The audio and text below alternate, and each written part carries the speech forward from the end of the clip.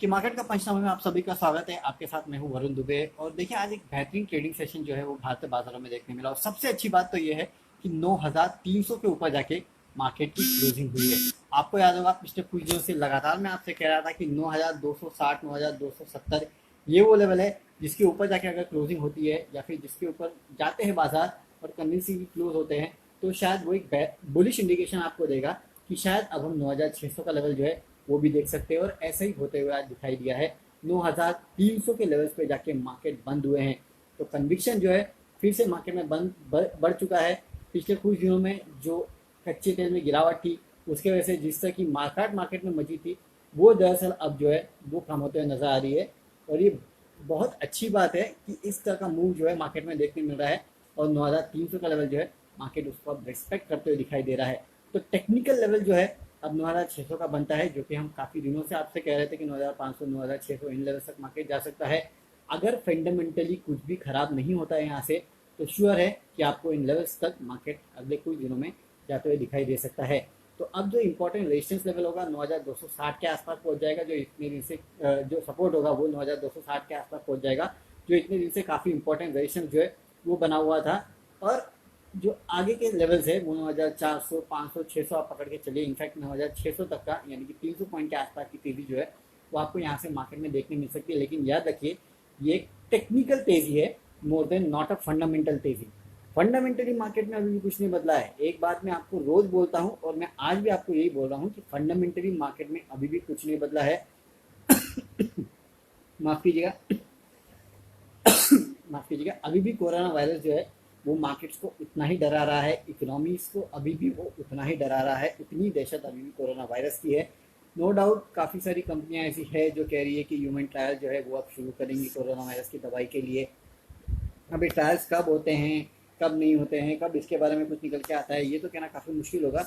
लेकिन हाँ, अगर ह्यूमन ट्रायल शुरू होते हैं और इसका कोई इम्पैक्ट देखने मिलता है, तो शायद उसका इम्पैक्ट आपको बाजार में भी देखने मिलेगा। अगर कोई नेगेटिव खबर नहीं आती तो अगला लेवल 9,600 के आसपास हो सकता है। लेकिन याद रखिए कि कल फ्राइडे है। इस पूरे हफ्ते हमारा एक दिन तेज़ी, एक दिन गिरावट और उसके बाद 2 दिन तेज़ी देखने मिली। तो ओवरऑल अगर आप देखें तो ये पूरा हफ्ता जो है अब तक मार्केट में तेज़ी का रहा है। और कल फ्राइडे है, उसके बाद 2 दिन की छुट्टी है। तो वीकेंड के लिए भी आपको प्रिपेयर करना है। और ऑलरेडी इतनी तेज़ी में आप आ चुके हैं, तो कल का इसके लिए ट्रेडिंग सेशन जो है वो थोड़ा कॉशियस भरा रहेगा। जैसे कि मैंने कहा 9,260 का लेवल जो है वो इम्पोर्टेंट है, उसको देखना क्या मार्केट उसको टेस्ट करते हैं, रिस्पेक्ट करते हैं। अगर उसको भी तोड़ दिया तो 9,200 का लेवल जो है वहाँ कम से कम मार्केट को जो है कल जाके रुकना चाहिए। और ऊपर के लेवल जो है 9,400 के आसपास रह सकते हैं। तो अब जो वनडे के लिए यानी कि कल के लिए अगर आप देखें, तो जो रिवॉर्ड है वो थोड़ा कम है, तो रिस्क थोड़ा ज़्यादा है, क्योंकि हम इतने दिन चल चुके हैं और कल फ्राइडे है और 2 दिन की छुट्टी आने वाली है। सिर्फ यही कारण है, इसके अलावा कोई कारण नहीं है इस रिवॉर्ड अनफेवरेबल होने का। थोड़ा लंबी अवधि के लिए यानी कि मीडियम अवधि के लिए अगर आप लेके चले तो रिस्क रिवॉर्ड अभी भी फेवरेबल है। लेट्स सी मार्केट कैसे बिहेव करता है। लेकिन कल का दिन कॉशियसली ट्रेड करना, क्योंकि कल फ्राइडे है। चलिए ठीक है, अब सवाल जवाब का सिलसिला शुरू करते हैं। और इंद्रजीत पोकरना पूछ रहे हैं, मारुति 40 शेयर 6,650 पे लेके बैठे हैं। देखिए इंद्रजीत जी, मैं इस प्लेटफॉर्म पे मैंने काफ़ी बार कहा है कि मारुति जो है लंबी अवधि के लिए अच्छा है, फंडामेंटली अच्छा है। फिलहाल ये 5, 5,500 के आसपास ट्रेड कर रहा है। 6,650 आने में थोड़ा समय लगेगा। मैं ये नहीं कह रहा कि बिल्कुल नहीं आएगा, आएगा। लेकिन मेरे ख्याल से 6,000 के ऊपर जाने के पहले ये स्टॉक शायद 5,000 के नीचे जाए। इस तरह के लेवल शायद आपको देखने मिल सकते हैं। अगर आप लॉस में नहीं निकलना चाहते हैं तो पेशेंट से इस काउंटर में बैठिए। कोई खराबी नहीं है इस काउंटर में, फंडामेंटली अच्छा है, लॉन्ग टर्म के लिए एक बहुत अच्छा बैट है। उस हिसाब से आपको इस काउंटर को देखना चाहिए। आपने ट्रेडिंग के लिहाज से तो मेरे ख्याल से लिया नहीं है, क्योंकि अगर ट्रेडिंग के लिहाज से लेते तो अभी तक तो आपने बेच दिया होता।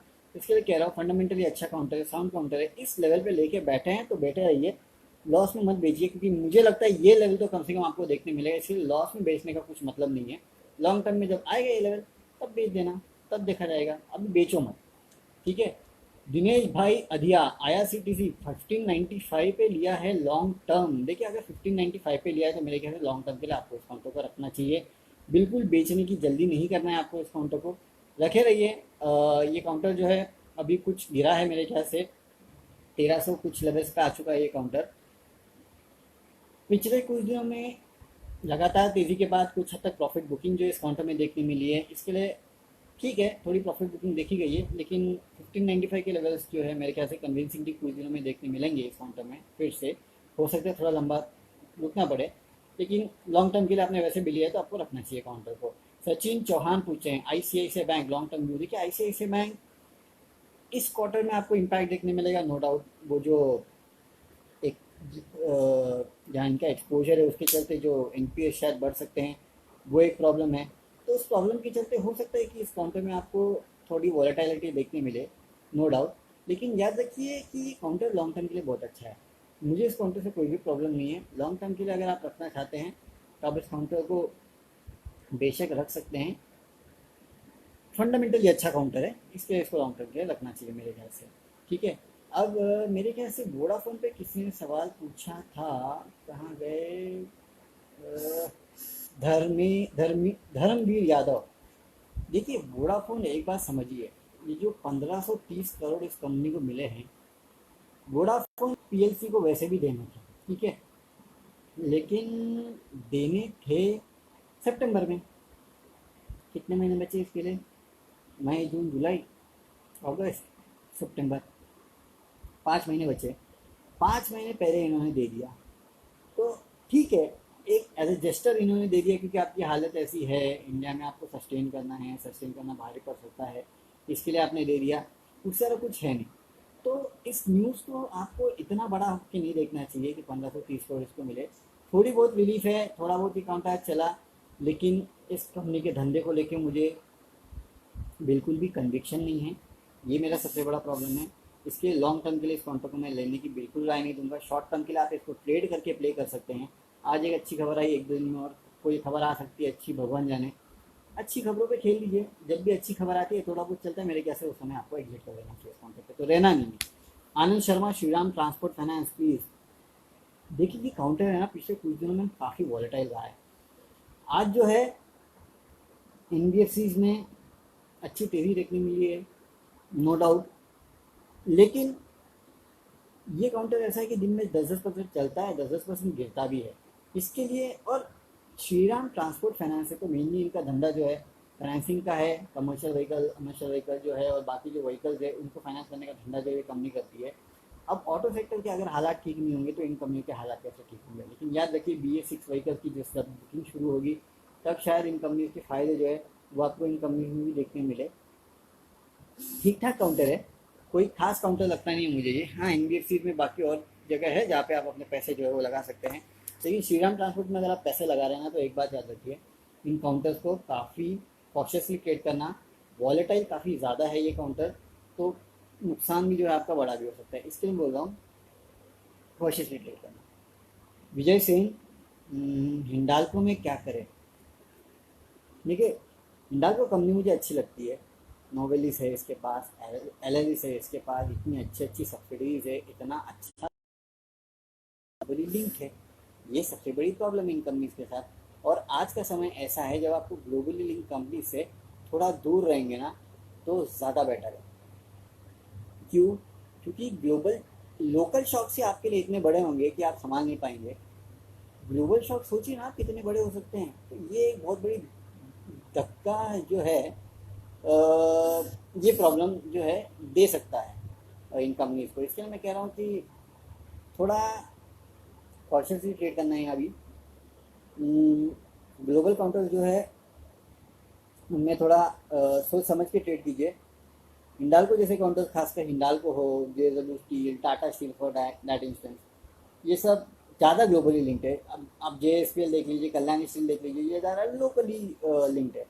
तो मेरे ख्याल से ग्लोबल से मैं थोड़ा दूर रहूँगा, इसके लिए शायद हिंडाल्को उतना कन्विक्शन मेरा है नहीं। हालांकि बहुत लॉन्ग टर्म के लिए कंपनी अच्छी है, ग्रुप अच्छा है, धंधा अच्छा है, लेकिन जो शॉक्स लगने का प्रॉब्लम है ना वो शायद उससे ज़्यादा बड़ा है।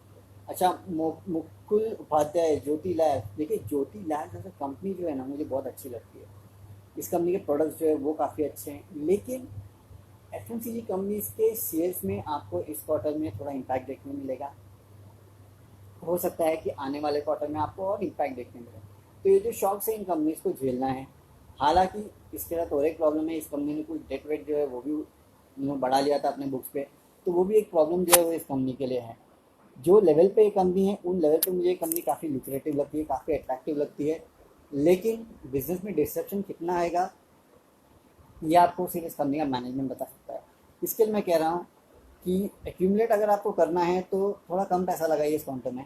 इससे अच्छा बाकी एफएमसीजी कंपनीज जो है जैसे कि मेडिको है, जैसे कि आपके डाबर है, एचयूएल है, नेस्ले है, ये बेटर प्लेस्ड कंपनी है अगर शॉक्स भी आते हैं तो उनको झेलने के लिए। इसके लिए अगर आपको लेना है तो इन कंपनीज पे लीजिए, ज़्यादा बेटर होगा। ओके, और सवाल अगर हम लें तो यहाँ पे बालकृष्ण इंडस्ट्रीज पे अंशुल पूछ रहे हैं कि बत्रा, अंशुल बत्रा जी है, वो पूछे कि बालकृष्ण इंडस्ट्रीज, देखिए बालकृष्ण इंडस्ट्रीज, बालकृष्ण इंडिया इनने लिखा है लेकिन बालकृष्ण इंडस्ट्रीज जहाँ तक मेरे को समझ में आता है, बालकृष्ण इंडस्ट्रीज एक अच्छा स्टॉक है। और फिलहाल जो नतीजे आने वाले हैं उसमें माना जा रहा है कि टायर कंपनीज के नतीजे थोड़े बहुत ठीक ठाक रहेंगे as compare to whole auto space. और उसमें भी जो बालकृष्ण इंडस्ट्रीज है उसके नंबर जो है वो काफ़ी हद तक बेहतरीन रह सकते हैं। तो ये एक रिजल्ट में आपको अगर प्ले लेना है तेज़ी की तरफ, तो शायद बालकृष्ण इंडस्ट्रीज उस तेज़ी में एक काउंटर बन सकता है। तो अब से लेकर नतीजों तक मेरे ख्याल से आपको इस काउंटर को प्ले करना चाहिए तेज़ी की तरफ, और क्या करना है, लेकिन नतीजों तक शायद मेरे ख्याल से आप इस काउंटर को तेज़ी की तरफ प्ले कर सकते हैं। चलिए अब इसी नोट पे विदा लेते हैं। कल आपके साथ फिर जुड़ेंगे इसी प्लेटफॉर्म पे आपके जो बचे कुछ सवाल है उनका जवाब देने के लिए। याद रखिए कल फ्राइडे है, उसके बाद 2 दिन की छुट्टी है और इस पूरे हफ्ते हम जो है अभी तक नेट तेज़ी में है, तो इसके लिए काफ़ी संभाल के आपको ट्रेड करना है। कल फिर मिलेंगे इसी समय इसी वक्त आपके बच्चे कुछ सवालों का जवाब देने के लिए। तब तक के लिए सी यू, गुड बाय।